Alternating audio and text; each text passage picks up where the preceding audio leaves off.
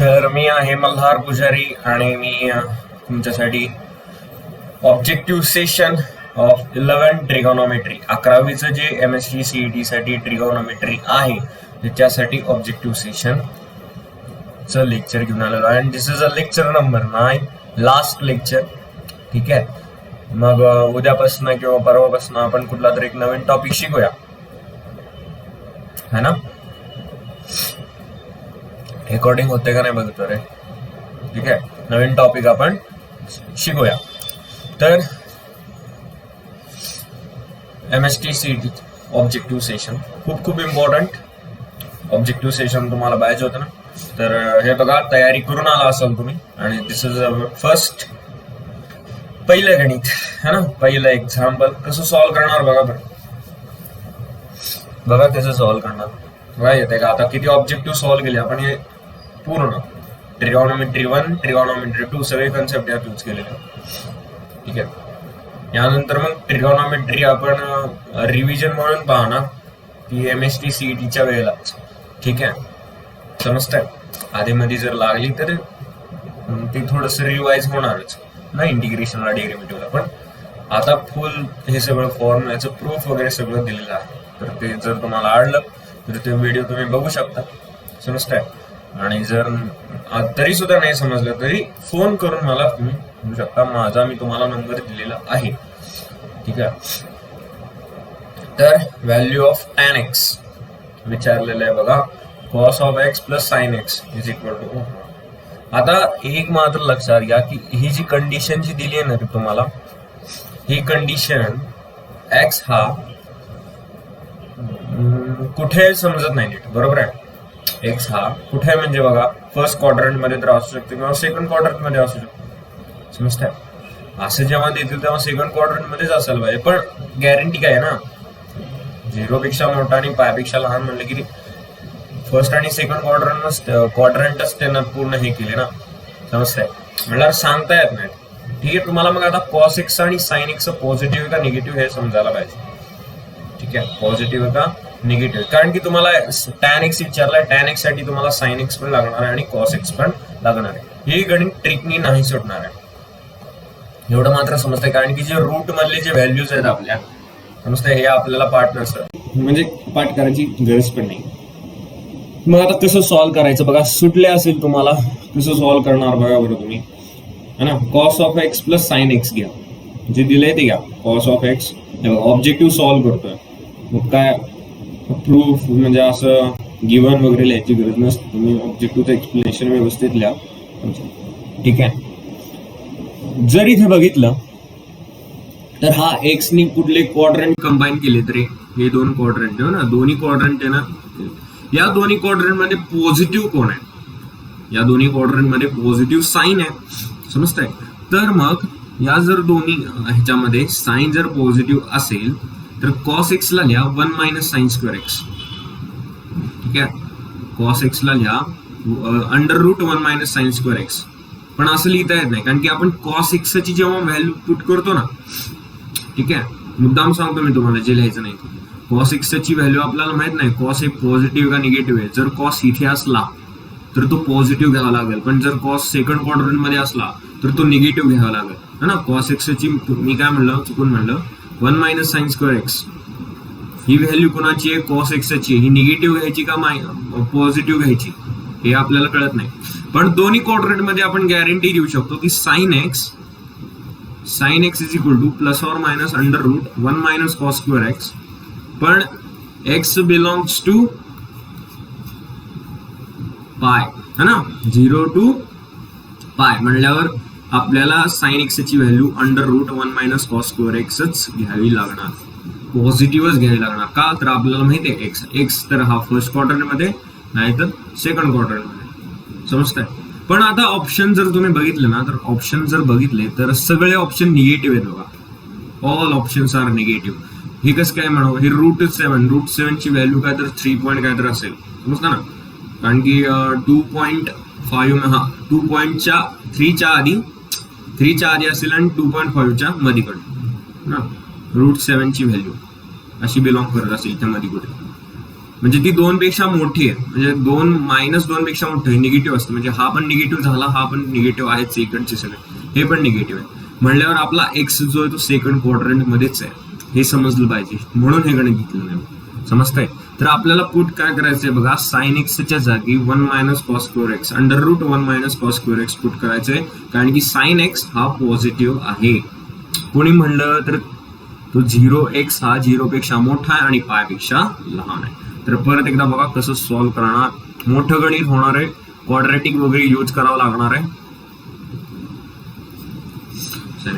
ठीक आहे, आता बघा बरं कसं होणार.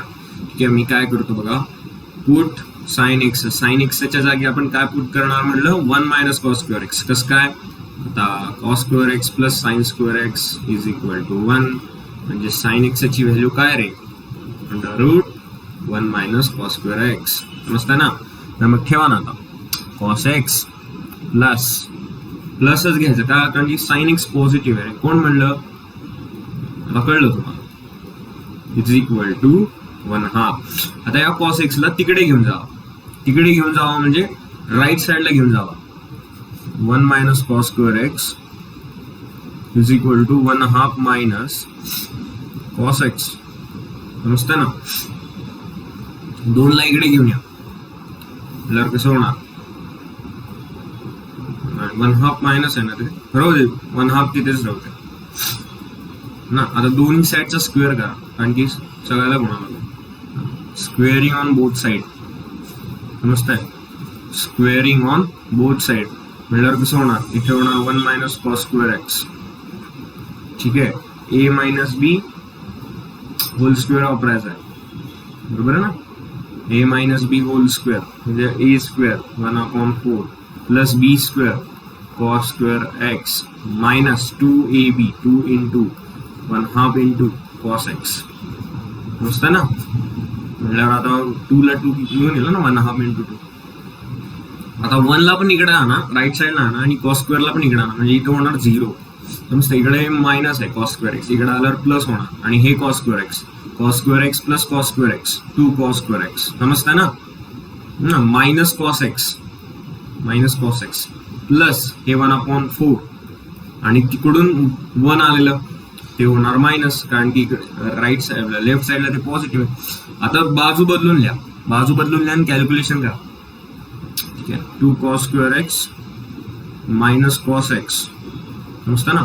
आणि हे कसं होणार रे, -3/4 इज इक्वल टू 0. दोन्ही साईडला 4 गुणा, 8 cos square X -4 cos X -3 is equal to 0. आता क्वाड्रॅटिक इक्वेशनचा फॉर्म्युला यूज करायचा आहे, कुठला, है ना, comparing with ax² + bx, ax² + bx + c is equal to 0. येत आहे तुम्हाला ना. a is equal to 8, b is equal to -4, c is equal to -3.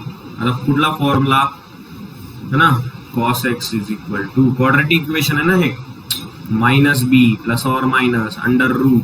√b² -4ac/2a. हा फॉर्म्युला कसा आला म्हणून सांगेन कधीतरी सांगेन. ठीक आहे, कधीतरी सांगेन, नाहीतर या सेशनच्या एंडच्या वेळेला सांगितलं. विसरला असाल तुम्ही, तुम्हाला होतं खूप, 10वीत होतं, 11वीत पण आहेच आहे क्वाड्रॅटिक इक्वेशन, पण तुम्हाला नाही, तुझे ही लक्षून आहे. मी मध्ये पण काहीतरी सांगितलं तुम्हाला, बरोबर आहे, नेचर ऑफ रूट्स वगैरे वगैरे, तुम्हाला तरी सांगितलं. हे कसं आलं ते सांगितलं. ठीक आहे, तर -b किती रे, 4, b -4 आहे, म्हणजे -b काय होणार, 4 प्लस और मायनस √b² -4 चा स्क्वेअर 16, -4 × -3, कारण की c ची जी व्हॅल्यू आहे ती -3 आहे, आणि a आपला 8 आहे. समजतं ना? हे होणार इथं प्लस होणार, is equal to 16 plus 4 × 12 12 96 divided by 2a, 2 × 8 राहिलं. a ची व्हॅल्यू किती, 8, 16. समजतंय? आता ह्याच्यातनं 16 बाहेर काढा. समजतं? मी असं लिहितो बघा, ह्याची व्हॅल्यू काय तर हे होती बघा, 16 प्लस, है ना, 12. 112ला असं लिहू शकतो ना आपण 16 गुणिले 7. हे 7 आहे रूट मध्ये, 16चा रूट किती असतं 4, मग ते बाहेर लिहा ना 4 plus or minus 4 root 7 upon 16. वर्ण 4 कॉमन घ्या, 4 कॉमन घेतलं 1 plus or minus root upon 16. 4 एके 4 का आली cos x ची व्हॅल्यू आली, cos x ची व्हॅल्यू आली 1 plus or minus under root upon 4. ठीक आहे, cos x ची व्हॅल्यू आली 1 प्लस ऑर मायनस 7 अपॉन 4. पण आता तुम्हाला ठरवावं लागेल की अरे जर तुम्ही ऑप्शन बघितले तर tan x हा निगेटिव्ह दिलेला आहे आणि tan x निगेटिव्ह म्हणजेच सेकंड क्वाड्रंट. म्हणजे x हा कुठे आहे सेकंड क्वाड्रंट मध्ये. हे कसं देतात माहिती आहे, हे तुमचं दिशाभूल आहे म्हणून समजतंय की cos x पॉझिटिव्ह घ्यायचं का निगेटिव्ह घ्यायचं. पण आता इथे जर तुम्ही ऑल ऑप्शन बघितले आणि मग तुम्ही काय करणार, रे cos x positive sin x positive बघा, हे पॉझिटिव्ह दिसतंय करून टाक, चुकणार नाही. हे असं 0 टू x कुठे नीट नाही सांगा फर्स्ट क्वाड्रंट मध्ये का सेकंड क्वाड्रंट मध्ये, त्यावेळेला ऑप्शन मध्ये जाईल, ऑप्शन मध्ये आन्सर ऑफ. म्हणजे तुम्हाला cos x कसा घ्यावा लागणार, cos x इज निगेटिव्ह घ्यावा लागणार. म्हणल्यावर निगेटिव्ह म्हणल्यावर काय, हे सोडवलं असं हा, निगेटिव्ह म्हणल्यावर काय 1 मायनस रूट 7 अपॉन 4 घ्यावा लागणार. cos x is equal to 1 minus root 7 upon 4. समजतंय. मग आता बघा बरं, हे झालं ना, तुम्ही क्वाड्रॅटिक इक्वेशन हे तुम्ही लिहिलं असेल, मी खोडतो. ठीक आहे, मला आता जागा आहे बहुतेक, आहे जागा आहे चला. म्हणल्यावर कसं होणार, cos x ची व्हॅल्यू काय आली, cos x ची व्हॅल्यू आली 1 मायनस रूट 7 अपॉन 4. का घेतला रे, कारण की ही व्हॅल्यू निगेटिव्ह आहे. cos x हा सेकंड क्वाड्रंट मध्ये आला, कोण म्हणलं, ऑप्शननी आपण ठरवलं. समजतंय का. म्हणल्यावर आता पण आपल्याला गिव्हन दिले की रे cos x plus sin x is equal to 1/2 दिले का नाही, पहिल्यांदा तेच दिलं ना, ह्याच्यावरूनच तर एवढं सगळं मिळवलं आपण. आता cos x ची व्हॅल्यू ठेवा, sin x काढा ना, किती सोपं आहे. माणसं म्हणतात sin x कसा काढायचा, मग जो का परत 1 minus sin square x under root 1 minus cos square x under root. काय गरज नाही, दिलंय तुम्हाला. तिथे गेलं तर परत भंजाळून निघाल रूट 7 अपॉन 4. मायनस साईनला आत घेऊन जावा आणि खाली डिनॉमिनेटर सेम करा. 4 मायनस 1 प्लस रूट 7 म्हणल्यावर कसं होणार रे, साइन एक्स ची व्हॅल्यू आली 1 plus root 7 upon 4 is equal to sine X. समजतंय का. साइन एक्स का आला. आता tan X is equal to sine X upon cos X. सगळ्यात पहिल्यांदा हे शिकलो ना आपण. 1 plus root 7 upon 4 under root 1 minus root 7 upon 4. 4 ला 4 गेलं. 1 प्लस रूट 7 1 मायनस रूट 7.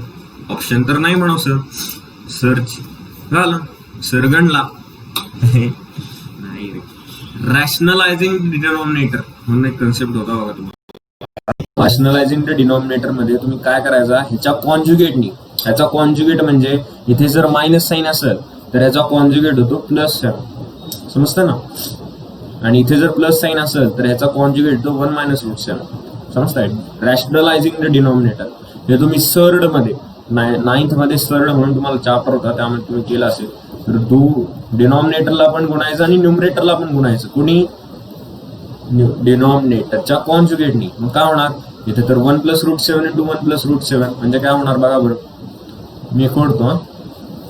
हा 1 plus root 7 into 1 plus root 7 divided by 1 minus root 7 to 1 plus root 7. ही कोणी झाली टॅन एक्स ची व्हॅल्यू झाली टॅन एक्स.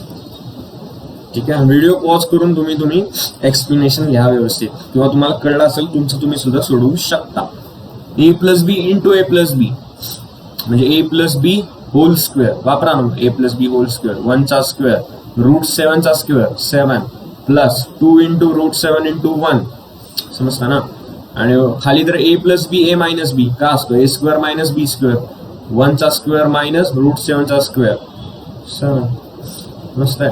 म्हणल्यावर खाली काय होणार आहे, 8 + 2√7 - 6. 2 कॉमन घ्या, वरनं 2 कॉमन घ्या, काय होणार 4 + √7 on -6 3 ना, भाग घालवू शकता. म्हणल्यावर कसं होणार, -4 + √7/3.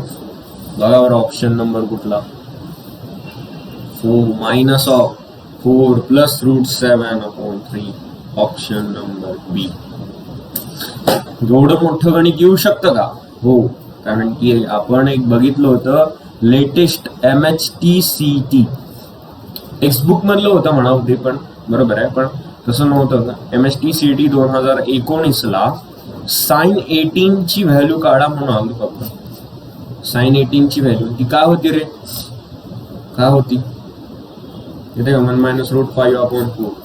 निगेटिव्ह कशी ती, √5 - 1/4 अशीच काय तर होती, आता माझ्या लक्षात. पण ती खूप मोठी प्रोसेस होती, लेनी प्रोसेस. त्याच्यानुसार तर हे गणित खूप छोटं आहे, समजतं ना. तिथे तर काय काय यूज करायचं, ट्रिपल अँगल फॉर्म्युलेनी हे क्वाड्रेटिक वगैरे तेच यूज करायचं होतं, समजतं ना. sin 18 पॉझिटिव्ह पाहिजे, समजतंय. मग तेव्हा बघा बरं, तेव्हा गरज आहे, ठीक आहे. मग हे गणित आलं पाहिजे, तर काय काय यूज करायचं बघा, कसं सोडवायचं तुमच्या समोर आहे. परत एकदा बघू शकता तुम्ही, ठीक आहे. का cos x च्या जागी 1 - sin x च्या जागी 1 - cos square x ठेवलं. cos x च्या जागी ठेवू शकत होतो आपण √1 - sin square x, पण का तर आपल्याला माहित नाहीये की x कुठे आहे, समजतं ना. नंतर कळला की x हा ह्याच्यामध्ये, कशावरनं, ऑप्शनवरनं. पण असं ऑप्शनवरनं तुका मारून जाऊ शकत नाही आपण, बरोबर, समजतं ना. हे सोडवा बघा बरं, खूप सोपं आहे. सोडवा, फक्त स्टेप बाय स्टेप जायचं. काय विचारलंय तुम्हाला, काय विचारलंय, n × m + 1 × m - 1, ठीक आहे. n × m + 1 × m - 1 is equal to, m ची व्हॅल्यू दिली sin θ + cos θ आणि n ची व्हॅल्यू दिली sec θ + cos θ, ठीक आहे. हा आता बघितला मला आता दिसतोय की हा a + b × a - b आहे ना. म्हणजे कसं होणार याचा, a² - b², इथं काय होणार, समजतंय. आता तुम्हाला m² ची व्हॅल्यू पाहिजे. m² ची व्हॅल्यू साठी तुम्हाला ह्याचा स्क्वेअर करावा लागेल.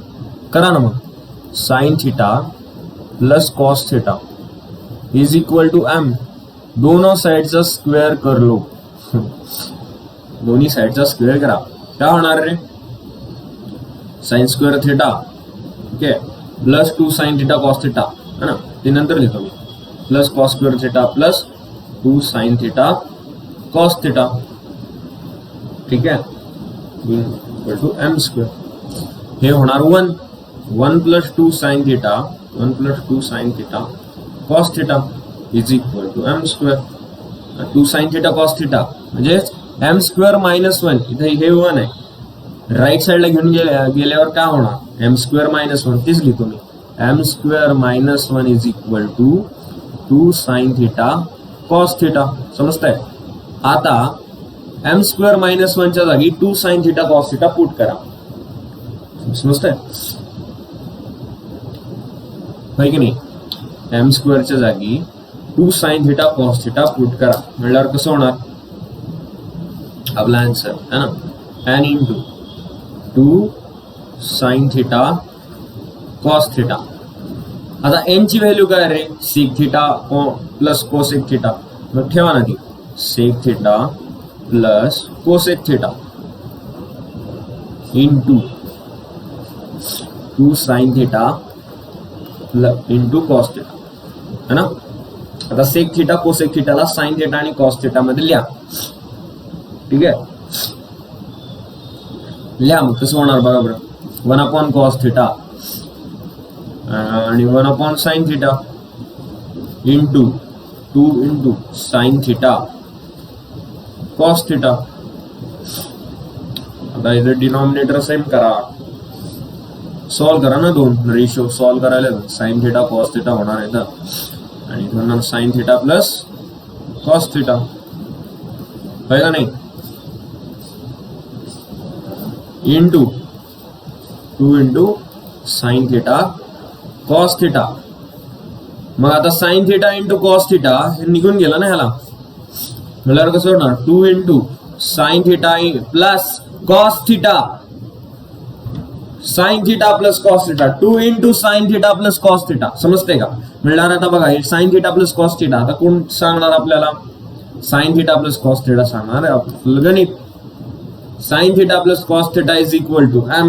म्हणल्यावर आता एम ठेवा तिथे, काय ते बघा answer 2 into m. This is your answer. M for Malhar Pujari. Yes. हम सब जगह हैं, हम सब जगह है ना. अगर आपने मुझको बुलाया तो हम आपके पास भी है. एग्जाम में भी बुला लो, मैं आपका सॉल्व कर रहा हूँ, लेकिन अच्छे दिल से बुलाना, समझा? आपके अंतरात्मा से, आपके सबकॉन्शियस माइंड से, आपके अवचेतन मन से मैं कनेक्ट हो जाऊंगा और आपको आंसर, बट मेहनत करना. ऐसा नहीं कि आपने कुछ मेहनत नहीं की और तब मैं कनेक्ट हुआ. मैं मुझको भी कुछ तो है ना, मला पण काहीतरी कन्स्टंट आहे, मला हे नाही काही, समजताय?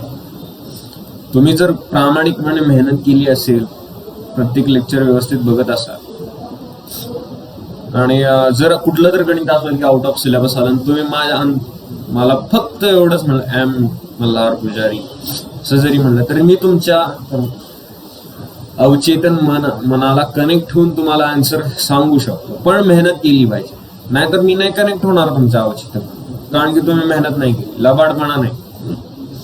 उगाच मिळत नसतात मार्क्स, उगाच मार्क्स मिळत नसतात, समजतंय का?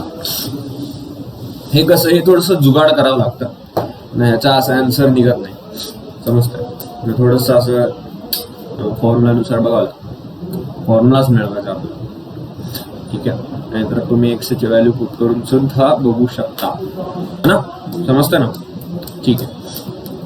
मग बघा बरं आता काय होणार, बघा बरं.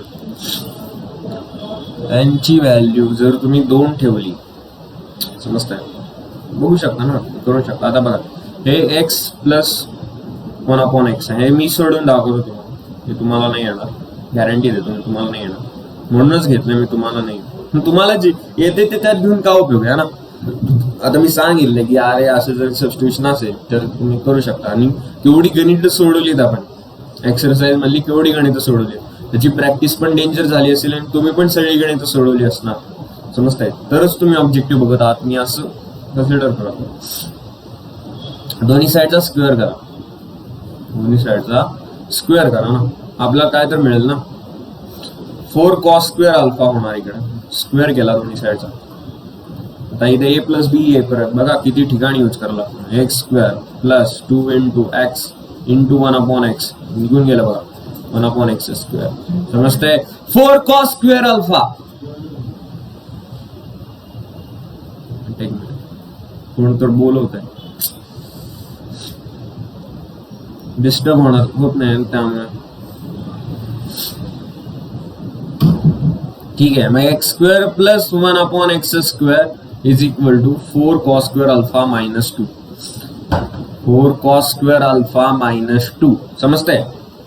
आता 2 कॉमन घ्या दोन्ही साईड, सॉरी इथं ह्याच्यातनं 2 कॉमन घ्या. 1/x square is equal to 2 into 2 cos square alpha minus 1, समजतंय? आता 2 cos स्क्वेअर अल्फा मायनस 1 म्हणजेच काय, cos 2 अल्फा, समजतंय का? X square plus 1/x square is equal to 2 cos 2 alpha. आता मला सांगा, एक मिनिट, आता मला एक मिनिट. हे बघा, जर तुम्ही आता ऑप्शन बघा, एक व्यवस्थित ऑप्शन बघा, पहिल्याच गॅरंटीने तुम्ही एन ची व्हॅल्यू जेव्हा 2 आहे ना, बघा ना, एन ची व्हॅल्यू जेव्हा 2 आहे, बघा ना, ह्याच्यावरून बघू शकता तुम्ही, x square plus 1/x square म्हणजे x raise to n plus 1/x raise to n, म्हणजे इथे एन ची व्हॅल्यू या ह्याच्यात 2 आहे. आता हा फॉर्म कुठल्या ह्याला मॅच करतो, जेव्हा तुम्ही एन ची व्हॅल्यू 2 ठेवाल. नीट बघा, जेव्हा तुम्ही एन ची value, this is iota, okay, iota हे थोडस ह्याच्यात कॉम्प्लेक्स नंबर कडे जातं, असेल तुम्हाला वायटा, हा तर ऑप्शन गेलाच ऑब्विसली, कारण की रेज टू मध्ये फाईट ह्याच्यात आहे. समजतंय? आता हे बघा, तुम्हाला इथे 2 अल्फा आहे, समजतंय? एनची व्हॅल्यू काय आहे, 2 ठेवायची तुम्हाला. आता ह्याच्या जर जागी तुम्ही एनची व्हॅल्यू 2 ठेवली तर होणार 4 कॉस अल्फा, आणि हे तर आपल्याला मॅच नाही होते आपला आन्सर, तर 2 कॉस 2 अल्फा आहे. समजतंय? हे होणार 4 कॉस 2 अल्फा. हे कॉस 2 अल्फा आलं पण 4 आलं हे पण नाही, कारण की आपला आन्सर 2 कॉस 2 अल्फा आहे. हे तर गेलं. आणि हे होतंय का बघा, 2 into cos n alpha, 2 into cos n alpha, 2 cos 2 alpha. समजतंय का? Very very important. असं कसं म्हणू sir, this is your answer. यांची व्हॅल्यू जेव्हा तुम्ही 2 ठेवता, कम्पेअर करायचं. समजतंय? म्हणूनच तुम्हाला सांगितलं की हे खूप सोपं गणित आहे. असं कसं काय म्हणू सर, जर x⁻³ असेल तर कोई बात नाही ना, 2 cos 3 अल्फा. आन्सर येते का नाही बघा. a+b² येतो का तुम्हाला? a+b³ वापरून बघू आपण. चला, काय दिलं आपल्याला, कॉस अल्फा दिलं. समजतंय? कॉस बरोबर ना, 2 cos अल्फा दिलं. 2 cos क्यूब करा दोन्ही साईडचा, x + 1/x होल क्यूब. इकडे होणार 8 cos³ अल्फा. समजतंय का?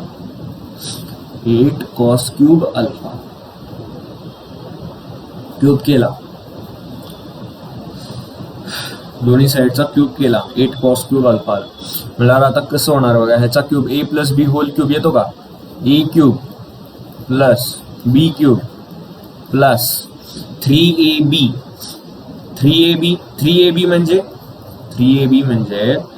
3 इंटू x इंटू 1/x म्हणजेच किती, 3 into in bracket a² + b² is equal to 8 cos³ alpha. याची व्हॅल्यू किती मिळाली आपल्याला, 2 cos 2 अल्फा मिळाली. ठेवा मग, चला, x³ + 1/x³. हा, 2 cos 2 अल्फा आली ना, आणि ती इकडे घेऊन गेल्यावर काय होणार, 8 cos³ alpha plus 3 into 2 cos 2 alpha, 2 cos 2. समजतंय? म्हणल्यावर आता कसं होणार,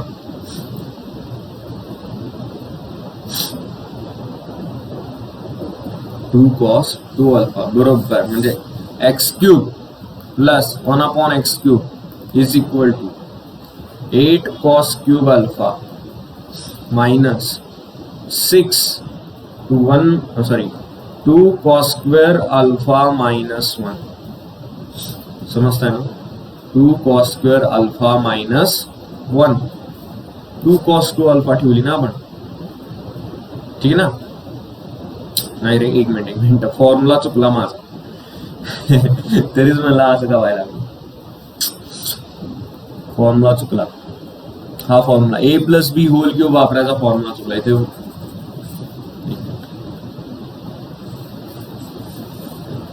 परत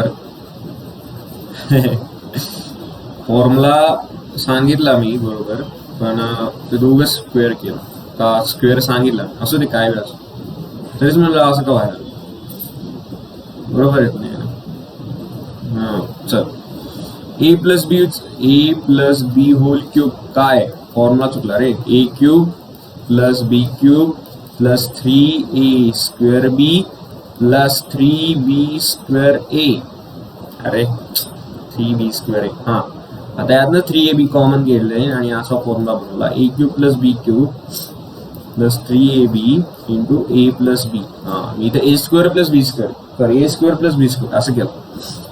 ठीक आहे, सॉरी चुकून झालं. आता हा फॉर्म्युला वापरायचा नीट. चला, x³ + 1/x³ है ना, plus 3 into x 1/x, 3 into 1x + 1/x है ना.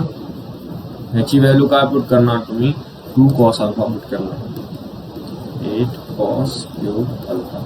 तर आता 2 cos अल्फा इंटू 3 इथे दिसणार नाही, x³ + 1/x³, 8 cos³ alpha minus 3 into 2 cos alpha, 6 alpha. इकडे आला मायनस होणार, 6 cos समजतं ना? समजतंय का? आता 2 कॉमन घ्या, 2 जर तुम्ही कॉमन गेलो दोन्हीकडनं तर 4 cos cube alpha minus 3 cos alpha, आणि हा तर फॉर्म्युला झाला cos 3 अल्फाचा, cos of 3 alpha. Compare करा दोन्ही इक्वेशन कम्पेअर करा, फॉर्म्युला तोच बसतो. समजतंय? तर कम्पेअर करा, फॉर्म्युला तोच बसतो. x raised to n plus x raised to n is equal to 2 into cos of n alpha. Option number 4. समजताय? ठीक आहे. हे पण सोडून बघा जरा, येईल बघा तुम्हाला. This is a then. Okay, this is a not a tan, this is a then. समजताय? टॅन नाही आहे, देन आहे, देन. माणसं tan of alpha plus beta तेच वापरायचंय, पण टॅन ऑफ अल्फा प्लस बीटाची व्हॅल्यू काढतोय. समजताय? ठीक आहे. हे टॅन अल्फा आहे की नाही, हे टॅन बीटा आहे. Tan of alpha plus beta तुम्हाला माहिती ना रे formula, tan of whole alpha plus beta, tan of A plus B सारखंच ना, tan alpha plus tan beta 1 minus tan alpha tan beta. समजतं ना? प्रत्येकाची व्हॅल्यू दिलेली आहे तुम्हाला. ओके, प्रत्येकाच्या व्हॅल्यूज दिलेल्या आहेत. मग आता व्यवस्थित ठेवा, काय मिळते बघा. एम बरोबर आहे, M upon M plus 1. Tan अल्फाची व्हॅल्यू ठेवली, टॅन बीटाची value 1/2 m plus 1 minus M into 1 ना, tan alpha into tan beta, M into 1 आणि M plus 1 into 2m plus 1. समजताय? म्हटल्यावर कसं होणार आता,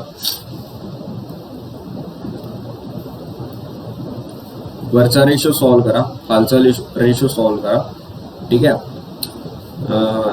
वरचा जर रेशो सॉल्व करणार, वरच्या डिनॉमिनेटर मध्ये हीच टर्म येणार बघा, m plus 1 into 2m plus 1, आणि खाली पण तीच टर्म येणार, म्हणजे त्या 2 टर्म निघून जाणार आहे.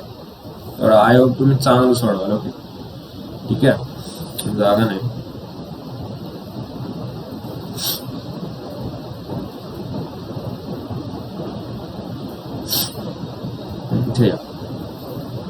कसं होणार मग, tan of alpha plus beta ratio solve करताय व्यवस्थित.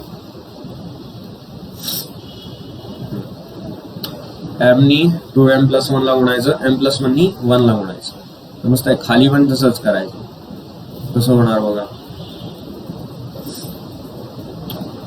m into 2m plus 1 plus m plus 1 divided by 2m plus 1 into m plus 1.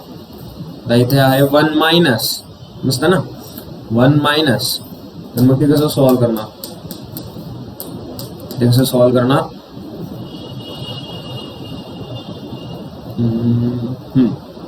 m plus 1 into 2m plus 1 minus m. Correct. समजता ना? रेशो सॉल्व करता यायला पाहिजे की रे. m plus 1 into 2m plus 1 minus m. समजता है? Upon 2m plus 1 2m plus 1. ठीक आहे. हे बघा, हे निघून गेले हो ना. डिनॉमिनेटर मधलं डिनॉमिनेटरला जातं, न्यूमरेटर मधलं न्यूमरेटरमध्ये जातं. न्यूमरेटर मध्ये काही जात नाही, प्लस आहे, पण डिनॉमिनेटर मध्ये मल्टिप्लिकेशन आहे त्यामुळे जातं. मग सॉल्व करा ना, m ला आत घेऊन जावा. का होणार, 2m square plus m plus 1, आणि हे पण कसं होणार, 2m स्क्वेअर प्लस 2m समजतं ना प्लस 1. हे बघा 2m स्क्वेअर, 2m नी परत 1 ला गुणायचं. आता 1 नी m ला गुणायचं, सॉरी 1 नी 1 ला गुणलं मी आधी, गुणायचं मायनस m. निघून गेलं, वरती राहिलं 2m square plus 2m plus 1. खाली पण तेच राहिलं, 2m square plus 2m plus 1 म्हणजेच किती, 1. म्हणजेच tan of alpha plus beta किती आली व्हॅल्यू, 1. आणि मग tan of alpha plus beta 1, आणि टॅनचा कुठला अँगल असतो जो 1 असतो, पंचेचाळीस म्हणजे कोण? पाय बाय 4. म्हणजेच आता दोन्हीकडचं टॅन घालू शका ना. म्हणजेच अल्फा प्लस बीटा काय झाला रे? अल्फा प्लस बीटा झाला पाय बाय 4. समजतं ना? समजतंय का नाही? टॅन इनव्हर्स घ्या दोन्ही साईडला. समजतं ना? तसं कुठल्याही राक्षसाला मारायसाठी देव लागतो, तसं टॅनला मारायचं टॅनचा इनव्हर्स लागणार ना. टॅन इनव्हर्स जर दोन्ही साईडचा घेतला, alpha plus beta is equal to pi by 4. Inverse trigonometric function ITF, inverse trigonometric function in detail आहे 12वीत आपल्याला, आता नाही. समजतंय? तर मग काय होणार? अल्फा प्लस बीटाची व्हॅल्यू किती आली? पाय बाय 4. Option number 2. असलीच गणित येणार सीईटीला, फॉर्म्युला कन्व्हर्जनवर गणित असतात सीईटीला. अशीच येतात. लास्ट गणित असेल, नाही लास्ट नाही, सेकंड लास्ट. माझ्यामध्ये लास्टच आहे. सेकंड लास्ट तुम्हाला येईल, सॉरी ह्यानंतरच तुम्हाला येईल. ते आता सोडलं. हे खूप सोपं ना. हॉई शपथ म्हणा असेल परत तेव्हा असेल नाही. अरे आता व्हॅल्यूज तुमच्या लक्षात आहे, मी पण हे करणार. व्हॅल्यूज तुमच्या लक्षात आहे, तुम्हाला जमलंच पाहिजे. हे कसं सोडवणार बघा. tan 2x विचारलाय, tan 2x विचारला. समजताय? आता जर तुम्ही बघितलं तर इथे परत एक जुगाड करावं लागणार की ठीक आहे, कसला जुगाड माहित नाही. sin x plus cos x is equal to 1/5. समजतं ना? दोन्ही साईडचा स्क्वेअर करा, दोन्ही साईडचा स्क्वेअर करा तरच 2x मध्ये जोडू शकतो आपण. जेव्हा आपल्याला 2 sin x cos x मिळेल तेव्हाच मिळेल जेव्हा आपण स्क्वेअर करू. समजताय? sin square x plus cos square x is equal to 1/25. अरे हे कम्प्लीट कर. a plus B whole square वापरायचा ना. 2 sin x cos x. समजतं ना? आता sin square x plus cos square x किती? 1 plus 2 sin x cos x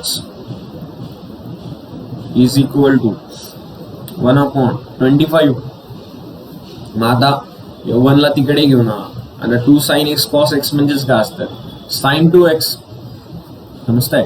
sin 2x 1/25 1 ला इकडे घेऊन जावं, मायनस होणार. sin 2x किती येणार याची व्हॅल्यू? 24/25 मायनस 24/25. समजताय? आता मला सांगा sin x निगेटिव्ह आला, sin x निगेटिव्ह आला आणि तुम्ही जर ऑप्शन मध्ये बघितलं tan x 2x तर सगळे पॉझिटिव्ह आहेत बघा. sin x निगेटिव्ह है ना, sin x निगेटिव्ह पण tan x पॉझिटिव्ह म्हणजे cos x का असला पाहिजे रे? निगेटिव्ह असला पाहिजे. म्हणजेच तुम्ही 1 minus sin square theta negative cos of 2x कसा काढू शकता तुम्ही?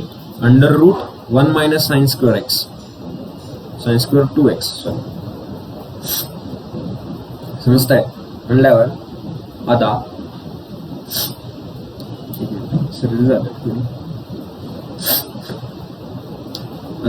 cos 2x तुम्हाला कसा मिळाला पाहिजे?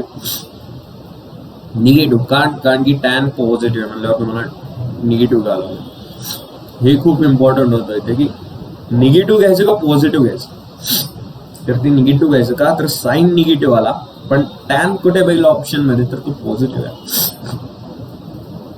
टॅन निगेटिव्ह नको आपला, पॉझिटिव्ह आहे. निगेटिव्ह अपॉन निगेटिव्ह पॉझिटिव्ह असतं तर तेव्हाच पॉझिटिव्ह आहे जेव्हा डिनॉमिनेटर सुद्धा निगेटिव्ह आहे. समजताय ना? डोक्यावरून जात नाहीत ना अशी प्लेन जुई. मॅथ्स यात काय हे नाही. sin स्क्वेअर 2x 24 चा 576 असतो, 25 चा 625 असतो. ठीक आहे. हे जर वरचं तुम्ही गेलं तर 49/625 सॉल्व्ह करून बघा तुम्ही. 625 वजा 576 49 येतं. 49 असतं, 49 रूट असतं 7 625 मायनस 7/25. तुम्हाला काय हवाय? तुम्हाला हवाय tan x. tan x म्हणजे sin x upon cos x असतो का? tan of 2x is equal to sin of 2x upon cos of 2x. ठीक आहे, म्हणल्यावर कसं होणार, sign of 2x -24/25 -7/25 cos of 2x 25 ला 25 गेलं, negative upon negative positive 24/7 option number 4. ऐक समजतंय का? आय होप समजत असेल तुम्हाला. ओके, आता हे गणित साठी तुम्हाला मागचे लेक्चर बघावेच लागतील तरच समजेल ना. tan 20 डिग्री मी तुम्हाला तेव्हा एकदा म्हणलेलं बघा की याच्या व्हॅल्यू तुम्ही लक्षात घ्या. टॅनच्या नाही म्हणलेलं, साइन आणि कॉसच्या म्हणलं. tan 80 लक्षात ठेवायलाच पाहिजे, कारण हे परीक्षेला येऊन गेलेले. आधी पण आलता ना, 2019ला पण येऊन गेलेलं सीईटी मध्ये. कसं झालं, हे बॅचेस पडल्या ना सीईटीच्या, त्यामुळे क्वेश्चन भरपूर आणायला लागले. 5,000 10,000 क्वेश्चन आणायला लागले, हो ना, 10,000 क्वेश्चन वगैरे. आणि ते शफल करून टाकतात ते कुठलेही क्वेश्चन, आणि परत एक क्वेश्चन रिपीट होत नसतं. ठीक आहे, चुका पण होताच तेवढ्याच. याला कसं लिहिणार तुम्ही, sin 20 sin 40 sin 60 sin 80 आणि याला cos 20 cos 40 cos 60 cos 80. ह्याच्या व्हॅल्यूज कशा लक्षात ठेवू म्हणावं सर आम्ही, असं कसं ना. स्वतःच्या गर्लफ्रेंडचा नंबर कसा लक्षात ठेवता, है की नाही? गर्लफ्रेंडचा नंबर कसा लक्षात ठेवता स्वतःच्या, तुम्ही ठेवता की नाही? तसंच लक्षात ठेवा की 2 तर व्हॅल्यूज आहे. याची व्हॅल्यू असते 3/16 आणि याची व्हॅल्यू आहे किती रे, 1/16. 16 ला 16 गेलं, 3. आणि हे कुठल्या तर सीईटी मध्ये येऊन गेलेलं बरं का, कुठल्या तर कॉमन एंट्रन्स टेस्ट मध्ये, कॉमन एंट्रन्स टेस्ट मध्ये येऊन गेलेले, कुठल्या तर परीक्षेत येऊन गेलेलं आहे. इंजिनिअरिंगच्या मॅथमॅटिक्स म्हणलं इंजिनिअरिंग, नीट मध्ये असले क्वेश्चन येतात. हा 3 समजतंय? प्रूफ घेतले की रे, किती मोठं ठेवलं हे. होमवर्कला दिलतं, आठवा हे गणित होमवर्कला दिलतं, कंटाळा आलता तेव्हा मला. तुम्ही करा म्हणलेलं घरी, ते सेम होतं. सोडायचा टाईप सेमच आहे, फक्त कोण कुठे पॉझिटिव्ह साईन निगेटिव्ह घेऊन जावा लागतो हा, आणि तिथे हा फॉर्म्युला वापरावा लागतो. कॉस ऑफ ए नाही, हा बरोबर, 2 cos ए, सॉरी हा बरोबर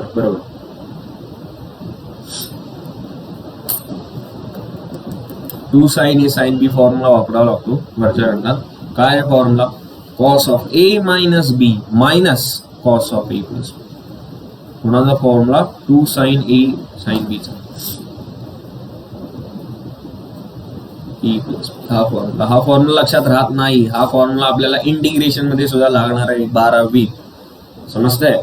तर अभ्यास करून घ्या, अभ्यास करा व्यवस्थित, आणि यस, गॉड ब्लेस यू. देवावर. आणि नेक्स्ट ट्रिगोनोमेट्री 1, म्हणजे माझ्या मते ही 11वीची 11 ट्रिगोनोमेट्रीच होते पूर्ण. ठीक आहे, जी खूप महत्वाची होती. तुम्ही बघितले, कारण की आता ही आता नाही समजणार तुम्हाला हे महत्व. त्याचं जेव्हा तुम्ही डेरिव्हेटिव्ह आणि इंटिग्रेशन सॉल्व्ह करायला बसणार, समजतं, तेव्हा ह्याचा उपयोग लागणार. 11 ट्रिगोनोमेट्री कंप्लीट झालेली आहे आपली. आता 12वीत बघायची 11 ट्रिगोनोमेट्रीचा थोडासा कन्सेप्ट आहे, थोडासा लागतो. 12वीत जनरल सोल्युशन, प्रिन्सिपल सोल्युशन, समजतंय. एपीजीपी ची गणित असतात म्हणून सर काही पुस्तकात की असे सायनिक. अरे ते arithmetic progression, geometric progression. Arithmetic तुम्हाला माहिती असेल किंवा आपण परत शिकणार आहे. सिक्वेन्स अँड सिरीज चॅप्टर मध्ये शिकणार आहे. सिक्वेन्स अँड सिरीज चॅप्टर सोपा आहे, मार्क मिळतात, पण तोच घेऊ म्हणलेलं मी. पण कोऑर्डिनेट जॉमेट्री पण महत्वाची आहे. असं नको की इकडचं आणि तिकडं होतं. ट्रिगोनोमेट्री इकडची आहे, बरोबर आहे. स्ट्रेट लाईन वगैरे तुमचं मॅथ्स 1 का, हा ते मॅथ्स 2चं ओके, बघतो मी कसं तर मॅनेज करतो. आणि आता ह्याच्यामध्ये आहे ना, स्ट्रेट लाईन नंतर मी घेणार सर्कल. ठीक आहे, सर्कल. मग सर्कल नंतर स्टार्ट होतो कोनिक सेक्शन. कोनिक सेक्शन आपल्याला आता नाही शिकायचं. कोनिक सेक्शन साठी लागतं डेरिव्हेटिव्ह. ठीक आहे, का डेरिव्हेटिव्ह लागतं म्हणून सर? कारण की कोनिक सेक्शन मध्ये तुम्हाला ऍड झालाय बघा कंडिशन ऑफ टँजन्सी. ते टँजन्सी साठी ना डेरिव्हेटिव्हची गरज भरपूर लागते आणि त्यावरच क्वेश्चन येणार. आता गॅरंटी देतो की तुमच्या पोर्शन मध्ये आणला कोनिक सेक्शन, टँजन्सी, बरोबर आहे, condition for tangency, tangent to the ellipse, tangent to the parabola. आमच्या सिलेबस मध्ये नव्हता, पण तुमच्या सिलेबस मध्ये आणला आणि तेच जीईचे सगळं असतं टँजेंटचं. तशीच गणित बघायची आहेत आणि तशीच गणित येणार सीटीला 100%. कोनिक सेक्शनवर एखाद दुसरे गणित येणार. आता तुमचं सगळं बरोबर विस्कटलंय ना, 12वीचं काही 11वीत आलंय, त्यामुळे कोनिक सेक्शन वेटेज घेऊन येणार आणि येतोच. आम्हाला आउट ऑफ सिलेबस समजतंय, आम्हाला सेमी कॉन्जुगेट ऍक्सिसची लेंथ विचारलेली. सेमी कॉन्जुगेट ऍक्सिस, आम्हाला सेमी कॉन्जुगेट ऍक्सिस म्हणजे काय आधी माहित नव्हतं. आणि कुणाची विचारलेली बरं? इलिप्सची विचारली. सेमी कॉन्जुगेट ऍक्सिस म्हणजे आपले कॉन्जुगेट ऍक्सिस असतात. एक असतो ऍक्सिस इलिप्सचा असतो, व्हर्टिकल ऍक्सिस आणि हॉरिझॉन्टल ऍक्सिस. समजतंय? सेमी कॉन्जुगेट ऍक्सिस म्हणजे आम्हाला अजून तेव्हा माहित नव्हतं आणि ते विचारलेलं म्हणजे आउट ऑफ सिलेबस होता तो सेमी कॉन्जुगेट ऍक्सिस. तर हे तुम्हाला सगळं आलेलं आहे, समजतंय? हे तुम्हाला सिलेबस मध्ये आलेलं आहे. त्यामुळे विचारतात रे, आउट ऑफ सिलेबस कुठलीही गणित विचारतात. त्यांनी असे ह्याच्यातनं गणित घेतलेली असते, ते शफल करून कुठली येतात. आम्हाला तर एक असं इंटिग्रेशन होतं. 12वीची मुलं जर बघत असतील जेव्हा त्यांचं इंटिग्रेशन सुरू झालं असेल किंवा होईल, इंटिग्रेशन असं होतं 7^7^7^x into 7^7^x into 7^x dx आणि dx नंतर 7^7^x काय तर असलं होतं. हे गणित नसतंच, हे असलं प्रिंटिंग मिस्टेक होती तिथं. प्रिंटिंग मिस्टेक कशात? कॉम्प्युटरमध्ये. I = हे इंटिग्रेशन सॉल्व्ह करा. तर ह्याचं सबस्टिट्यूशन आहे, 3 वेळा सबस्टिट्यूशन करावं लागते. 7^x च्या जागी t ठेवावं लागतं. ह्याचं डेरिव्हेटिव्ह घ्यावं लागतं. ह्याचं डेरिव्हेटिव्ह असतं 7 × log 7 = dt. समजताय? मग हे log 7 ला इकडे आणायचं. खूप मोठी प्रोसेस आहे. मग तुम्हाला 7^x dx ची व्हॅल्यू मिळते. किती मिळते? dt/log 7. तसं मग 7^7t असं होणार. मग परत 7t च्या जागी काय तर ठेवावं लागणार. परत असं सबस्टिट्यूशन, अशी 3 वेळा सबस्टिट्यूशन येते. पण आन्सर लगेच समजतं की 3 वेळा सबस्टिट्यूशन आहे म्हणल्यावर 3 वेळा डिनॉमिनेटर मध्ये log of 7 येणार. म्हणजे 3 वेळा log of 7 म्हणजे त्याचा क्यूब आणि तिथे एकच संपला. व्हेरी व्हेरी इझी है ना. गणिते खूप सोपी असतात आणि अशी अंदाज पण जर डोकं लावलं लगेच सुटतात. पण जर अभ्यास नाही केला असेल आणि जर खतरनाक. आम्हाला सिक्वेन्स सिरीज कसा विचारलेला? आम्हाला सिक्वेन्स सिरीज विचारलेला विथ क्वाड्रॅटिक इक्वेशन. आम्हाला असं विचारलेलं की क्वाड्रॅटिक इक्वेशन एक दिलेलं, त्याचे रूट्स हे अरिथमॅटिक प्रोग्रेशन मध्ये पण आहेत आणि जॉमेट्रिक प्रोग्रेशन मध्ये पण आहेत. समजतंय? असं काय तर दिलं, काय तर विचारलं तर ते रूट्सची कंडिशन का काय तर असं काय तर विचारलं, लक्षात नाही का? हा, तर क्वाड्रॅटिक इक्वेशन विचारलं. Where is a correct quadratic equation दिलं नव्हतं, रूट दिलते काहीतरी आणि करेक्ट क्वाड्रॅटिक इक्वेशन विचारलं. तर क्वाड्रॅटिक इक्वेशनला घेऊन अरिथमॅटिक प्रोग्रेशन आणि जॉमेट्रिक प्रोग्रेशन आला. आणि हीच तर स्टाईल ह्याची असते रे, जेईची असते. जेईचं तर इन डिटेल असतं हे वरचं. तर खूप महत्वाचं शिकायचं आपल्याला. नेक्स्ट चॅप्टर आहे स्ट्रेट लाईन नंतर सर्कल. लक्षात ठेवा. मग सर्कल झाला की आपल्याला फंक्शन स्टार्ट करतो. Set relation function. सेट येत नाही, आलं थोडंफार येतं पण येत नाही सर. रिलेशन काहीच येत नाही तरी घ्यायचंय. सेट रिलेशन फंक्शन नंतर कॅल्क्युलस तुमचा 11वीचा. मग सिक्वेन्स सिरीज, मॅट्रिक्सची जी गरज असते, डिटर्मिनंट तुम्हाला नाही आहे पण त्याची गरज लागते, तो बघायचा आहे. समजतं? तर आज खूप अभ्यास. 2 चॅप्टर कम्प्लीट झाले. Next chapter is a straight line. लक्षात ठेवा. समजतंय?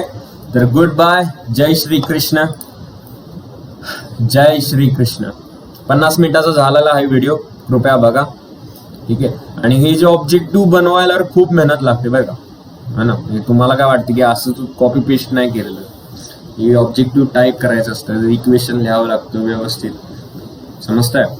तर मेहनत लागते तेव्हा व्हिडिओची किंमत ठेवा, समजतंय. तर bye bye, good night, goodbye, God bless you. Okay.